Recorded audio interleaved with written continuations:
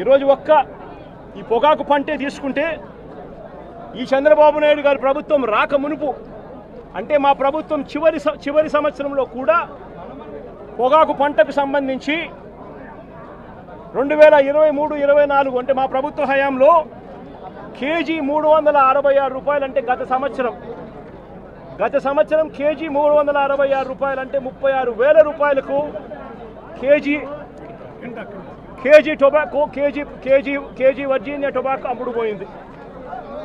గత సంవత్సరం హైగ్రేడ్ 36,000 రూపాయలు క్వింటాల్కి అమ్ముడుపోతే లో గ్రేడ్ కూడా 24,000 రూపాయలకు తగ్గకుండా క్వింటాలకు గత సంవత్సరం అమ్ముడుపోయిన పరిస్థితుల మధ్య ఈరోజు పరిస్థితి ఏమిటి అని చెప్పి ఒక్కసారి మనమే వెళ్ళి చూసాం. ఈరోజు కాస్తో కూస్తో జగన్ వస్తున్నాడు కాబట్టి అని చెప్పి కాస్తో కూస్తో వీళ్ళంతా కూడా సిండికేట్ కింద ఫామ్ అయ్యి కాస్తో కూస్తో 100 రేట్లు పెంచే ప్రయత్నం చేశారు. జగన్ వస్తున్నాడు కదా మళ్ళీ జగన్ ఎక్కడ మాట్లాడతాడో మరి అవుతుందేమో అని చెప్పి. కానీ పరిస్థితి చూస్తే ఒకసారి మామూలుగా మార్చిలో ప్రొక్యూర్మెంట్ స్టార్ట్ చేయాలి. మార్చి, ఏప్రిల్, మే, జూన్ ఈ 4 నెలల్లో మామూలుగా ప్రొక్యూర్మెంట్ కంప్లీట్ కావాలి. 220 మిలియన్ టన్నుల ప్రొక్యూర్మెంట్ చేయాల్సి ఉంటే కేవలం 40 మిలియన్ టన్నులు మాత్రమే ప్రొక్యూర్మెంట్ చేసిన పరిస్థితులు ఈరోజు రాష్ట్రంలో కనిపిస్తూ ఉన్నాయి. ఈరోజు రేట్ ఎంత అని చెప్పి చూస్తే ఈరోజు బ్రైట్ క్వాలిటీ అంటే హై గ్రేడ్ క్వాలిటీ ఆవరేజ్ మీద నేను ఇక్కడికి రాక మునుపు వరకు కూడా ఆవరేజ్ మీద 220 రూపాయల నుంచి 260 రూపాయల మధ్యలో అమ్ముడుపోయే పరిస్థితి. ఈరోజు నేను వచ్చినాను కాబట్టి 280 చేసినాను. రైతులకు హై గ్రేడ్ క్వాలిటీ యావరేజ్ 240-250 రూపాయలు కూడా హై గ్రేడ్ వెరైటీకి రాని పరిస్థితిలో ఈరోజు రైతు పొగాకు అమ్ముకుంటా ఉన్నాడు. గత ఏడాది ఇదే హై గ్రేడ్ క్వాలిటీ బ్రైట్ క్వాలిటీకి 366 రూపాయలు కేజీ అమ్ముడుపోయింది. అంటే 36,600 రూపాయలు క్వింటాలు. ఈరోజు సగటున హై గ్రేడు 240-250కి పోతా ఉంది.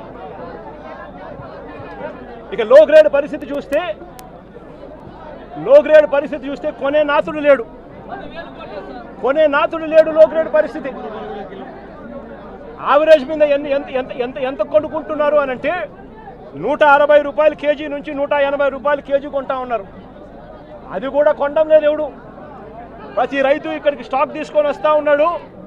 ఇక్కడ నుంచి 40% మళ్ళా స్టాక్ వెనక్కి తీసుకొని పోతా ఉన్నాడు ప్రతి రైతు కూడా. 220 మిలియన్ టన్నులు కొనాల్సిన చోట జూన్ నెల అయిపోతూ ఉంది, సీజన్ అయిపోతూ ఉంది, కొనుగోలు చేసే సీజన్ అయిపోతూ ఉంది. కొనుగోలు చేసింది కేవలం 40 మిలియన్ టన్నులు. పక్కనే కర్ణాటకలో 360 రూపాయలకు కొనుగోలు చేస్తే మన రాష్ట్రంలో రైతులకు కనీసం యావరేజ్ ప్రైజు 200 రూపాయలు కూడా రాని పరిస్థితిలో రైతు ఈరోజు వ్యవసాయం చేస్తూ ఉన్నాడు. ఎంతటి దారుణంగా ఉందో ఒక్కసారి ఆలోచన చేయమని చెప్పి కోరుతా ఉన్నా రైతు పరిస్థితి ఈరోజు. ఇక బ్లాక్ బర్లీ పొగాకు గురించి నేరేడు సంవత్సరం అంటే మన ప్రభుత్వ హయాంలో చివరి సంవత్సరంలో కూడా మన ప్రభుత్వ హయాంలో 18,000 రూపాయల నుంచి 15,000 రూపాయలకు బ్లాక్ బర్లీ అమ్ముడుపోతే ఈరోజు పరిస్థితి చూస్తే 9,000, 6,000 అంటా ఉన్నారు. 9,000, 6,000 అంటా ఉన్నారు ఈరోజు పరిస్థితి చూస్తే. నేరేడు సంవత్సరం చంద్రబాబు నాయుడు రాక మునుపు మా ప్రభుత్వ హయాంలో చివరి సంవత్సరంలో కూడా 18,000 నుంచి 15,000 రూపాయలు అమ్ముడుపోయిన బ్లాక్ బర్లీ ఈరోజు 9,000 రూపాయల నుంచి 6,000 రూపాయలు కూడా కొనే నాతుడు లేడు. ఏకంగా ప్రతి రైతు కూడా ఎకరానికి 80,000 రూపాయలు నష్టపోతా ఉన్న పరిస్థితి ఈరోజు ఉంది రాష్ట్రంలో.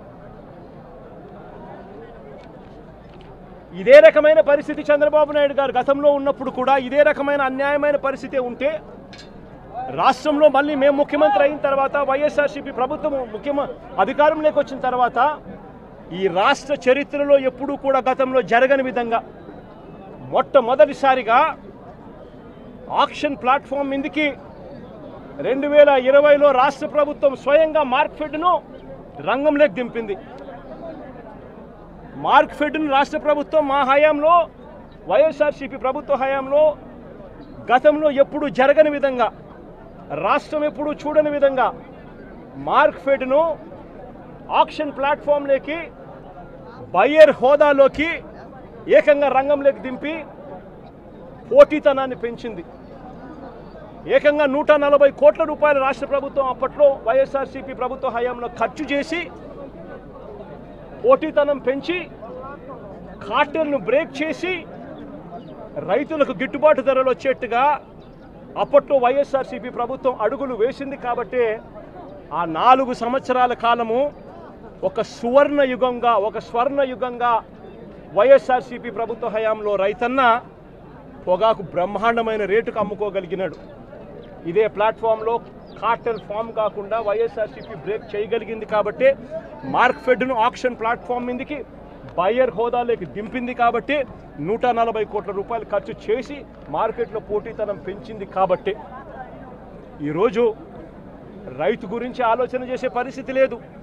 రైతుకు ఎలా గిట్టుబాటు ధరలు ఇప్పించాలన్న ఆలోచన, తాపత్రయం ఎక్కడా కూడా లేని పరిస్థితిలో ఈరోజు ఆ రైతు అన్ని రకాలుగా నష్టపోతా ఉన్న పరిస్థితి ఈరోజు రాష్ట్రంలో కనిపిస్తూ ఉంది.